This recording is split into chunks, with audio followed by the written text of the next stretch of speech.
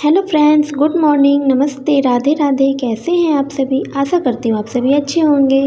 So friends, मैं Sonia welcome करती हूँ आपको अपने एक और नए वीडियो में। तो फ्रेंड्स, यहाँ मैं 3 सलवार की कटिंग करने वाली हूँ एक साथ। तो यहाँ देखिए, सबसे पहले हम सलवार की बेल्ट निकालेंगे। तो बेल्ट का लेंथ हम 8 रखेंगे क्योंकि 6 इंच हमारा रेडी होगा और 2 इंच हम नेफा फोल्ड के लिए लेंगे। तो यहाँ देख सकते हैं आप, इसे मैं डबल में कटिंग करूँगी यानी कि 16 इंच पे, क्योंकि ये हमारा हिप 52 का है, 42 का है, उसमें हमने 10 इंच प्लस किया है तो 52 होगा। तो इस तरीके से हम निकालेंगे। तो ये कॉटन का फैब्रिक है, पेटीकोट का जो फैब्रिक आता है वो है, 3 मीटर है। इसमें हमें पॉकेट भी बनाना है।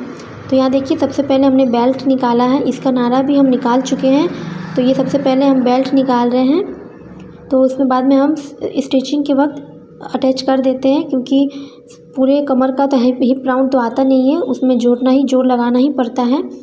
तो जो पतली दुबली होती है उनका तो ऐसे बन जाता है, लेकिन जो हैवी साइज होता है उसमें जॉइंट लगाना ही पड़ता है। उसके बाद मैं तीनों को रख के कटिंग करूँगी, बट रेड वाला जो फैब्रिक है वो थोड़ा कम था, तो उस वजह से मैं उसे सिंगल में कटिंग की हूँ। बस बेल्ट निकाल ली हूँ साथ में तीनों के। तो इस तरीके से हमारी समय की बचत भी होती है। तो अगर एक नाप के मेरे पास आते हैं कुछ एक चीज़ बनाना, यानी कि सलवार, अभी जैसे कि पिछले कुछ दिनों पहले ही मैंने आपको दिखाया था, 3 सलवार आए थे मेरे पास इसी तरीके से। तो वो भी एक ही पर्सन के थे, एक ही कस्टमर के थे। तो मैंने तीनों को, एक ही मेजरमेंट था, तो मैंने तीनों को एक साथ कटिंग किया था। तो ये भी एक ही कस्टमर का है तीनों सलवार। तो मैं सोची कि चलो एक ही साथ कटिंग कर लेते हैं, इससे हमारे समय की बचत होती है। तो यहाँ देखिए, मैं तीनों फैब्रिक को अच्छे से मिला रही हूँ ताकि ये अच्छे से सेट हो जाए। उसके बाद मैं कटिंग कर लूँ। तो जल्दी सलवार की कटिंग करना बहुत आसान है। तो यहाँ आप देख सकते हैं, रेड वाला फैब्रिक है तो वो थोड़ा कम था, तो वो मैं अलग कर लूँगी, सिंगल में कटिंग कर लूँगी। तो यहाँ दोनों फैब्रिक ही एक बराबर है, तो इस दोनों को मैं कटिंग कर लूँगी पहले। तो आज का टॉपिक फ्रेंड्स आपने देख ही लिया होगा कि किस टॉपिक पे हम बात करने वाले हैं। अगर आप एक हाउसवाइफ हैं और आप बाहर नहीं जा सकती, तो आपके पास सिलाई का एक बहुत ही अच्छा ऑप्शन है। आप घर बैठे सिलाई करके पैसे कमा सकती हैं, क्योंकि आज के टाइम में घर घर एक मशीन तो ज़रूर होती है। तो आप उस मशीन के इस्तेमाल से आपको कुछ इन्वेस्ट नहीं करना पड़ेगा। अगर आपके पास अच्छे खासे पैसे हैं तो आप अपना मार्केट में एक अच्छा मार्केट देख लीजिए और वहाँ आप एक शॉप खोल लीजिए। लेकिन मैं तो यही सजेस्ट करूँगी आपको कि स्टार्टिंग में आप पहले होम बुटीक ही कीजिए, क्योंकि अगर आपने मार्केट से शुरुआत किया है तो पहले स्टार्टिंग में तो कस्टमर नहीं आते हैं, धीरे धीरे ही बनते हैं। लेकिन फिर भी आपको अपने मतलब सिंगल तो आपको होगा नहीं मार्केट में, उसके लिए आपको स्टाफ भी रखने होंगे, किराया भी देना होगा, पगड़ी जो होते हैं स्टार्टिंग में लिया जाता है वो भी देना होगा। ऊपर से आपको जो स्टाफ रखेंगे उनको भी देना होगा, महीने में बिजली बिल वगैरह सब देना होगा। तो मैं तो यही सजेस्ट करूँगी, अगर आप स्टार्टिंग कर रहे हैं तो घर से ही स्टार्टिंग कीजिए और एक छोटा सा बैनर लगा दीजिए रोड पे अपने घर के बाहर, ताकि लोग जानेंगे तो आएंगे आपके पास। अगर आपके पास अच्छे से कस्टमर बन जाए तो फिर आप सोचिए बाहर जाने के लिए, अदरवाइज़ स्टार्टिंग में आप कभी मत सोचिए, क्योंकि अगर आपका दुकान चले या ना चले उससे कोई फ़र्क नहीं पड़ता, लेकिन आपको मंथली देना ही होगा। तो ऐसा ही होता है। तो आप स्टार्टिंग कर रहे हैं तो होम बुटीक से स्टार्टिंग कीजिए, क्योंकि आजकल होम बुटीक में ही बहुत पैसे हैं। क्योंकि आस पड़ोस के लोग जानते हैं कि आप सिलाई करते हैं, तो सब आप ही के पास आएंगे, उतने दूर कौन जाएगा, यही सोच के कि आपके पास आएंगे। और अल्टरेशन के काम भी आजकल बहुत है, क्योंकि मार्केट में जो भी अब ड्रेस मिलती है तो किसी को जो साइज़ उनके साइज़ का होता है तो उन्हें पसंद नहीं आती है, जो उनके साइज़ का नहीं होता वही पसंद आती है, तो वो ले लेते हैं और फिर अल्टरेशन करवा लेते हैं। तो इस तरीके से आपकी गली मोहल्ले में ये काम बहुत अच्छा चलेगा सिलाई का। तो मैं तो यही सजेस्ट करूँगी कि अगर आप सिलाई करने की सोच रहे हैं या सिलाई आपको आती है, बस आप बाहर का नहीं सिलते हैं, तो आप डेफिनेटली सिलना शुरू कर दीजिए आज से ही। कल के बारे में नहीं सोचिए कि चलो कल से स्टार्ट करते हैं, क्योंकि देखिए कल कभी नहीं आता है, जो है आज है अभी है। तो अगर आप सोच रहे हैं, अगर आपको सिलाई नहीं आती तो आपके पास अगर टाइम भी नहीं है कि हम बाहर जाएंगे सीखने के लिए, सेंटर में जाएंगे, तो आपको कोई ज़रूरत नहीं है ये सब करने की। आप घर में बैठे आसानी से सीख सकते हैं यूट्यूब से, क्योंकि यूट्यूब एक अच्छा प्लेटफॉर्म है सिलाई सीखने का। इसमें आपको पैसे भी नहीं लगेंगे और टाइम भी आपका नहीं लगेगा, मतलब जब मर्ज़ी आप सिल सकते हैं। लेकिन आप अगर बाहर सेंटर में जाएंगे सिलने तो वो आपको 1 घंटा ही सिखाएंगे, और वो भी अपना टाइम पे कि इतने बजे आ जाइएगा। अगर आपके पास इतना टाइम नहीं रहेगा उतने बजे, अगर आपके पास कोई गेस्ट आ गए या बच्चों को देखना रह गया या कुछ काम हो गया, फिर आपको वो दिन छूट जाएगा। इसीलिए मैं कह रही हूँ कि बाहर, और वो अच्छे से आपको सिखाते भी नहीं हैं। अगर आप यूट्यूब से सीख रहे हैं तो वो आप किसी भी समय आप एनी टाइम सीख सकते हैं और बहुत अच्छे से बारीकी से समझाते हैं। हर तरीके डिज़ाइन आपको मिल जाएगा यूट्यूब पे, सोशल मीडिया में। तो आपको सेंटर में जाने की कोई ज़रूरत नहीं है, वहाँ पैसे भी लग जाएंगे, प्लस आपको अच्छे से भी नहीं सिखाएंगे, सिर्फ बेसिक ही बताएंगे। तो मैंने तो कभी सीखा ही नहीं था कहीं जाके, मैं बस अपनी मम्मी से पेटीकोट और एक ब्लाउज़ बनाना सीखी थी और धीरे धीरे मैं सब आज के टाइम में मैं सब कुछ बना लेती हूँ। तो यही होता है, धीरे धीरे अगर आप मतलब प्रैक्टिस होना चाहिए किसी भी काम में। आप रेगुलर रहेंगे तो आपको डेफिनेटली वो काम आपको आएगी ही, बस रेगुलर होने की ज़रूरत है। तो जिस काम में अगर आप रेगुलर नहीं है, छोड़ छोड़ के करेंगे तो फिर तो आप भूल ही जाएंगे। इसीलिए अगर आप कोई काम करने के लिए निकले हैं तो आप रेगुलर उस काम में रहिए। इससे आपको बहुत सारे फ़ायदे होंगे, जैसे कि आपके हाथ में स्पीड भी आएगी, आपके हाथों में फिनिशिंग भी आएगी और बहुत सारे ऐसे फ़ायदे हैं। और अगर आप सिलाई का काम कर रही हैं तो इससे आपको पैसे भी बहुत अच्छे मिलेंगे। स्टार्टिंग में आप मार्केट में अपना पता कर लीजिए कि मार्केट में कितना रेट है हर डिज़ाइन के ब्लाउज का या सूट सलवार कुछ भी चीज़ का। आप उससे मार्केट में स्टार्टिंग में 50 रुपये कम ही रखिए, तभी आपके पास कस्टमर आएंगे। तो मैंने भी स्टार्टिंग ऐसे ही किया था कुछ, तो अब धीरे धीरे रेट बढ़ा देते हैं। तो मैंने भी धीरे धीरे अपना रेट बढ़ा दिया, नहीं तो मेरा भी काफ़ी कम था रेट। तो ऐसे ही होता है, मैं अभी 10 साल से स्टिचिंग कर रही हूँ। तो यही होता है, अगर आप स्टार्टिंग कर रहे हैं तो आपको पहले मार्केट से आस पड़ोस से, अगर आप कोई आस पड़ोस में कोई सिलते हैं तो उससे भी आपको कम रेट रखना होगा। इसी तरीके से आपका मार्केट बन जाएगा अच्छा और आपके कस्टमर भी आने लगेंगे। तो अगर आप सोच रही हैं सिलाई का काम करने का तो सोचिए नहीं, सोचने से कुछ नहीं होता, करना भी पड़ता है, क्योंकि जब जागो तब सवेरा।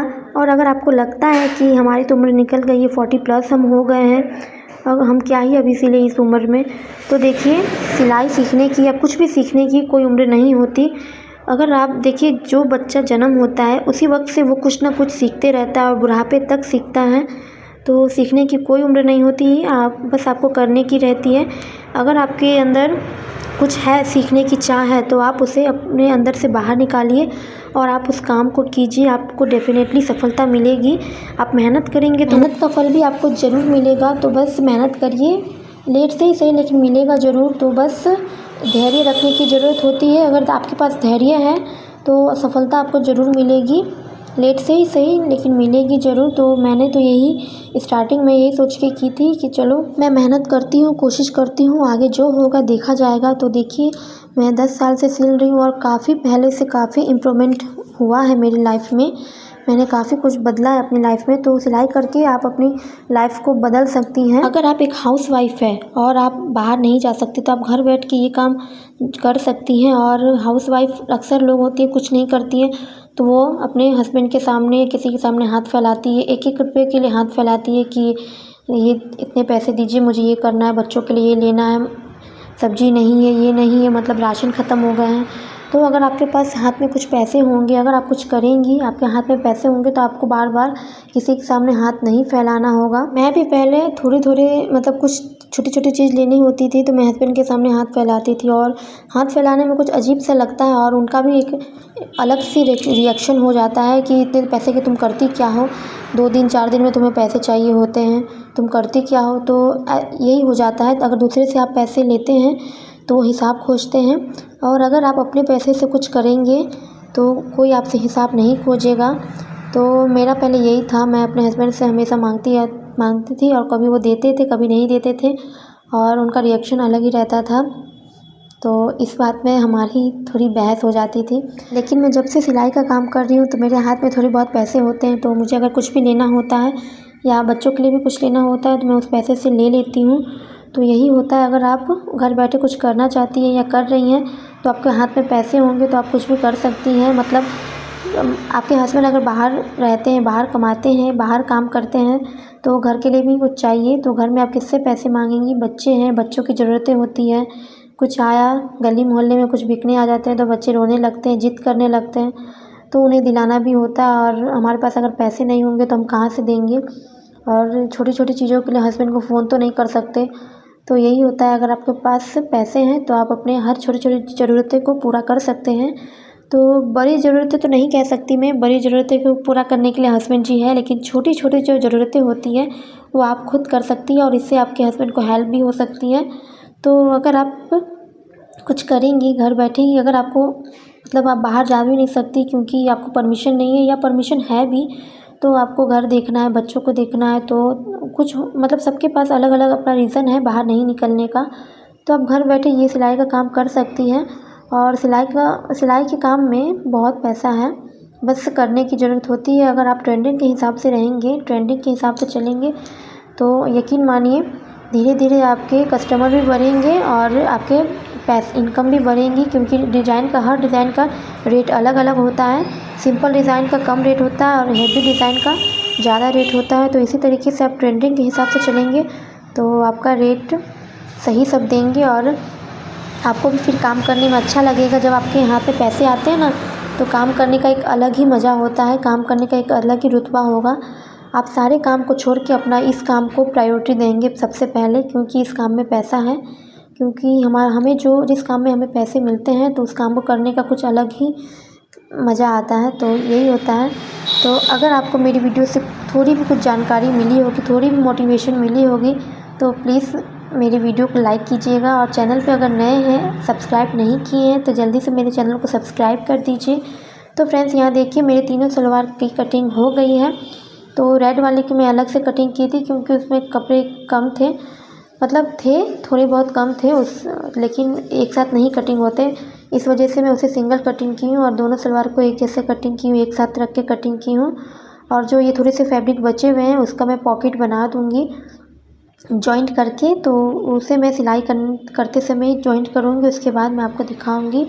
तो यहाँ देखिए मैं बेल्ट का मेज़रमेंट लेके उसे साइड कर दे रही हूँ। और जो हमारा पोंचा भी कम हो गया था, क्योंकि जो ये पेटीकोट का फैब्रिक होता है उसमें अर्च कम रहता है, इस वजह से मैं पूरा टोटल लेंथ हमारा 39 था तो 39 ही आ रहा था, इस वजह से मैं पोंचा अलग से लगाऊंगी।